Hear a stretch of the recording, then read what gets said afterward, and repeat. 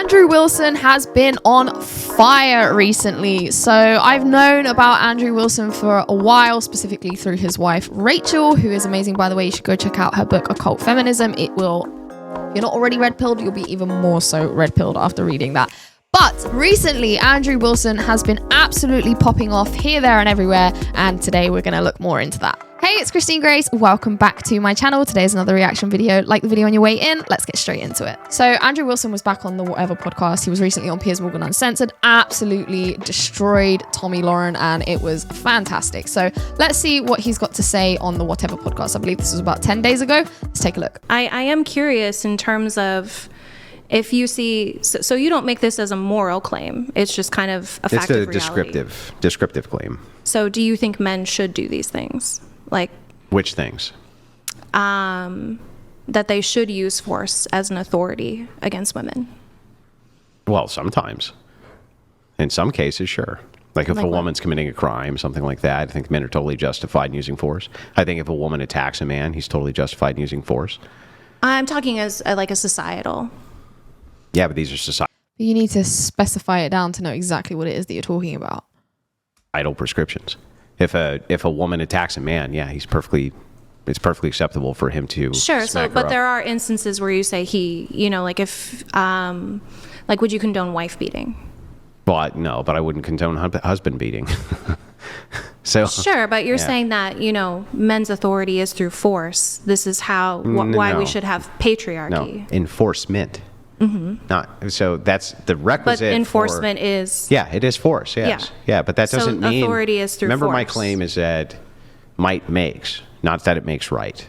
Okay. But that it. So it's shapes. not a moral ought. No, it's not. It's just a descriptive truth. So do you think that men should work to cooperate with women in society? No, I think women should cooperate with men in society because they depend on. What does co mean? Yeah, I'll explain. I think that women depend on men for the use of force doctrine for their own protection. So I think. I think under patriarchy, sure. No, I think under matriarchy they still depend on men for force. Well, you said protection, right? Yeah, force. Yeah. What are you protecting them from? Well, you could be protecting them from other men generally. Right. So, I think under patriarchy, male violence is pervasive. Under and matriarchy, male violence is still pervasive. Honestly. Why? Why is having a female leader going to make male violence no longer pervasive? That's bizarre. There's a difference between saying I have a society that's just filled 100% with women. That would be a claim, but you're not saying that. You're talking about a matriarchy versus a patriarchy. Right, but I think when it comes to patriarchy, obviously we're talking about male supremacy and domination. Yeah. And a form of domination is through violence. Yeah. Yeah. I agree with all of that. So what? Yeah. So obviously if that's not a tenet of matriarchy, then I don't think male violence would be pervasive because it's not used. But yeah, if you change all the basic laws of nature and give women the strength that men have, but surely you're not delusional enough to believe that that's a possibility. As a form of authority. Are there still going to be men there? Yeah. What's going to make them less violent? Well, obviously because it's not used as a form of authority. But I just got done telling you that not tied to masculinity. Wherever men are and women are, women will depend on men for the use of force, period. That's my claim, regardless of where they are. So it doesn't matter if you have a queen. And it doesn't even matter if you put women I think if you as the CEOs of everything. Are we assuming that just authority in general is force? No. Authority in general isn't force, but in order to have rights or laws or governance of any kind requires force. I don't disagree with that. Yeah, so that's going to require men. So women are dependent upon men for force, period. So I think that under a system of law, sure. Under any system of governance. There's no system of governance in which women are not dependent on men for force. None. There's no system of survival where women aren't dependent on men for force. You don't think that can be replaced with technology? Nope. Oh my gosh. Men can destroy the technology. That's what force doctrine is. Men maybe in groups too, but can I say that about women? No, because you're still going to have to compete with a male group. So your only options here are either this. Let's even say you reduce the male population down to 5%. You're just like, yay, it's all women now, and it's 5% men or something like this, you still would have a hard time controlling them. We know this because there have been war-torn nations where like 80% of the men have died, and they're still in charge because of that monopoly on force. It's not because women don't have access to guns. They have access to guns, but they're less good with them. Guns require physical strength. Technology requires physical strength. Like tanks, it requires physical strength to load one. Okay, I mean... This woman has a fundamental issue with facts of reality.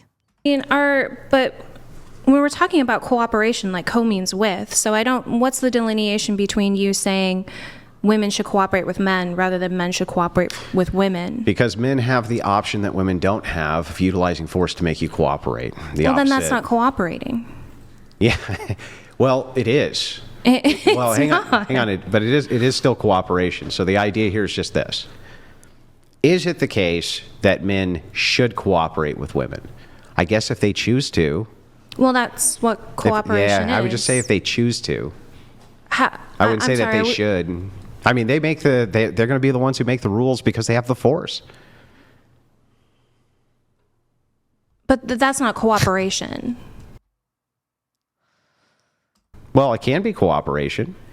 No, co means with. Yeah, it is with. It's doing it together. Are you saying that if somebody's in a position of authority, necessarily that's not a cooperation? Like, do you not cooperate with your children? I mean, I do cooperate with my children. Yeah, so then aren't you an authority? That's not authority. You're not an authority? An authority in what sense? You're in charge.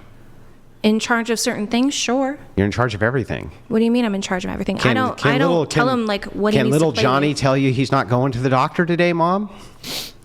Can he tell you he's not going to school? If he's sick, sure. Can he tell you he's not going to school? Again, if he's sick, that's a possibility. Okay, but I don't want to go to school. I'm not feeling well. He's like, Mom, I'm sick. You think he's lying? Is Johnny going to school? Most likely. Yeah. So, but that's not cooperative. That's me using my authority. When he goes and gets in the car, and he's quiet. When you take him to school and you drop him off, that is cooperation. I see what you mean in that sense. Maybe there's a better word that I'm trying to think of where it's more working together and negotiating, where there is no necessary authority, like a partnership. Women want to control everything, including language and the way you use that language, because they don't like the way you say it. Yeah, but why should men have a partnership when they have the monopoly on force? I don't see why they need to have a partnership with women. Why would you want to subjugate women? It's not subjugation any more than it is with your children. So I think it's a privileged position that they get because they have the use of force. If they can be drafted and women can't, they get extra rights. Women don't get. Again, I don't think that like war and the draft can always be like a necessary condition of the human existence. Okay, give me a single 100-year span in which there wasn't massive war. The Iroquois lived in peace for 600 years. No, the Iroquois fought plenty, especially within the Iroquois. I mean, there is a period of time, but there was also a period of treaty and peace. The Iroquois are you talking about the Iroquois Confederacy? No, the indigenous tribe, the Iroquois. Yeah, I know. They had a confederacy, though. Okay. Yeah, so the confederacy meaning like in the United States, but under like a loose doctrine of law. The Iroquois Confederacy. My understanding is that the Iroquois fought endlessly, along with most Native American tribes. No, there was a period of, I would have to look up the source, a period of 600 years of peace. No, I don't think war is a continuous state of mankind. War is just fighting over resources. Yeah, you sure? Yeah. And mankind's always fighting over resources. Well, yeah, because of either scarcity or manufactured scarcity. Well, I mean, scarcity can simply happen naturally, right?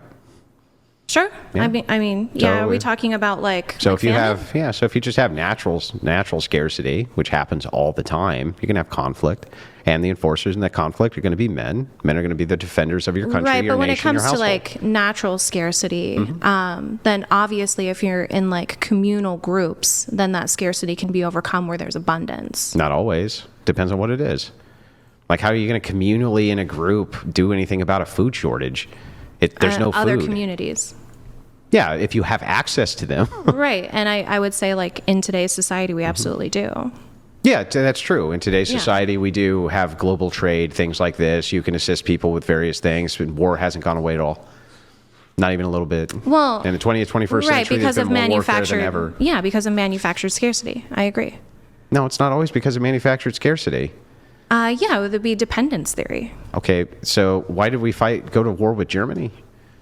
That was over time? scarcity the second time? World War II? Yeah. I mean, obviously the rise of fascism. So what was the scarcity? Well, within that one, I would say obviously it was like authoritarian regimes trying What was to the enact scarcity, land. though? From who?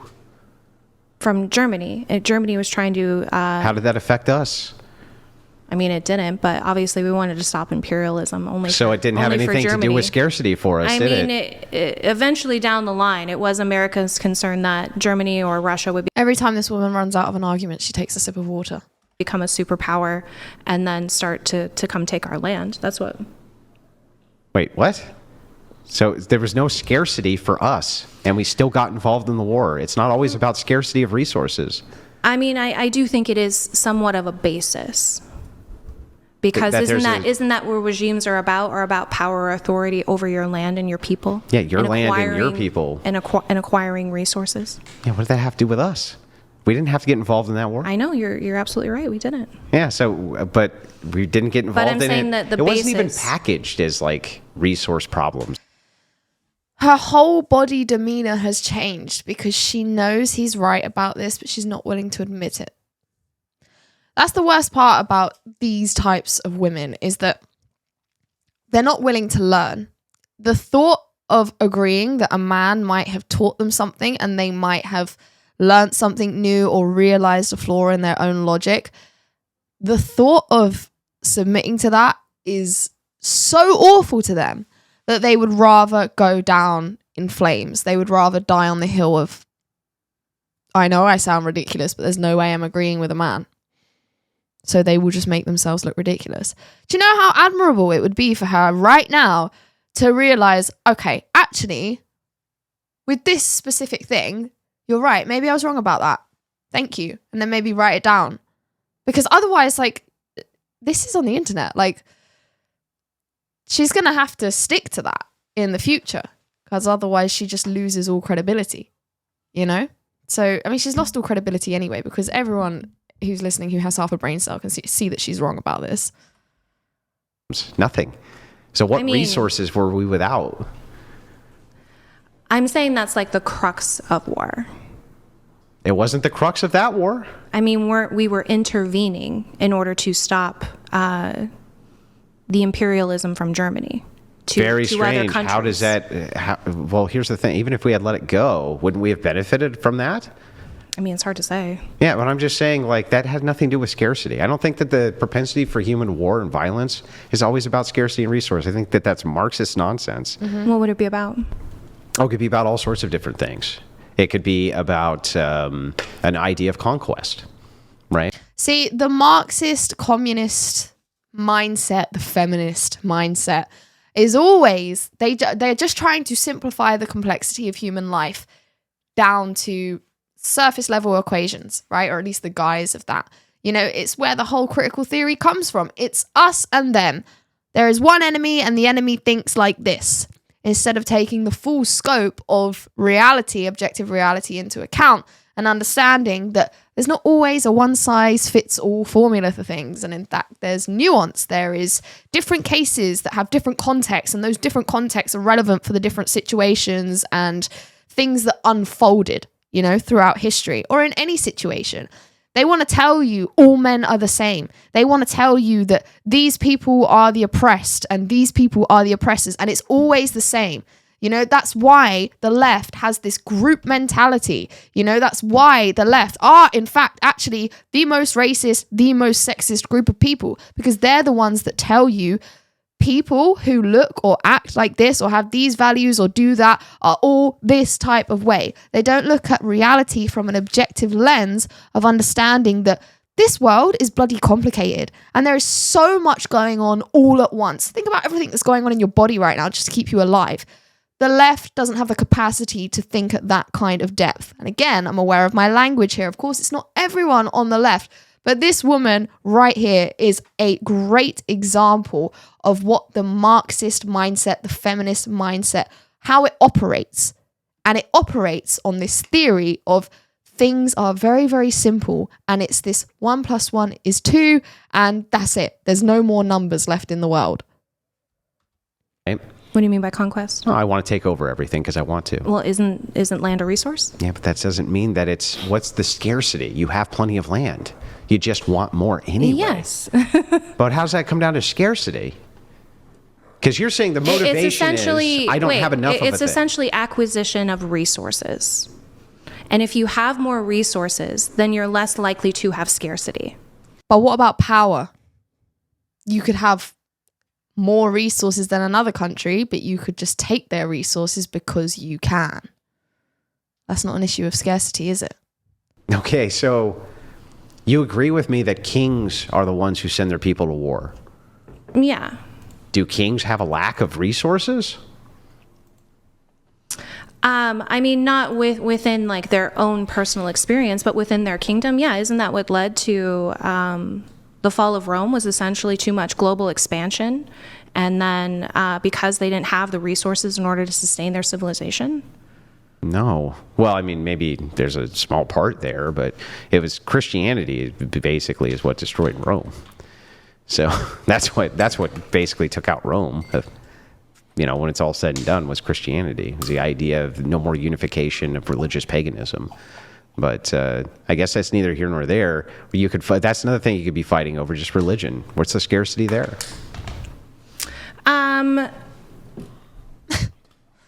Oh, sure. I don't like, Christian says, I don't like Muslims. Muslims say, I don't like Christians. Sure. Where's the scarcity? I mean, obviously that's not a scarcity of resources. So sure, I can concede that there could be other motivations. Look at that. She finally was able to admit that maybe her broad claim wasn't accurate and perhaps requires more conversation than just a bold statement that can't really be backed up by any significance.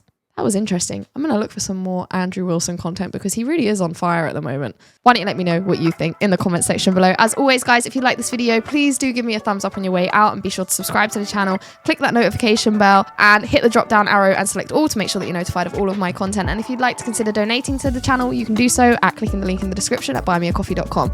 And on that note, I will see you very soon in the next one. Take care. Bye-bye.